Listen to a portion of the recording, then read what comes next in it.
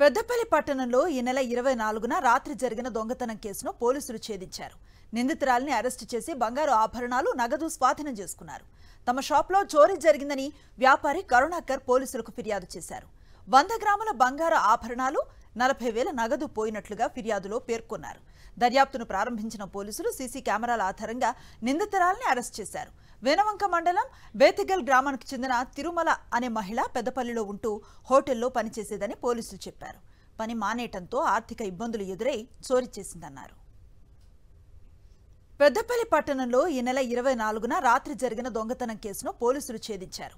నిందితురాలిని arrest చేసి బంగారు ఆభరణాలు, నగదు స్వాధీనం చేసుకున్నారు. తమ షాప్లో చోరీ జరిగిందని వ్యాపారి కరుణాకర్ పోలీసులకు ఫిర్యాదు చేశారు. 100 గ్రాముల బంగారు ఆభరణాలు, 40,000 నగదు పోయినట్లుగా ఫిర్యాదులో పేర్కొన్నారు. దర్యాప్తును ప్రారంభించిన పోలీసులు సీసీ కెమెరాల ఆధారంగా నిందితురాలిని అరెస్ట్ చేశారు. వేనవంక మండలం బేతిగల్ గ్రామానికి చెందిన తిరుమల అనే మహిళ పెద్దపల్లిలో ఉంటూ హోటల్లో పనిచేసేదని పోలీసులు చెప్పారు. పని మానేయటంతో ఆర్థిక ఇబ్బందులు ఎదురై చోరీ చేసిందన్నారు.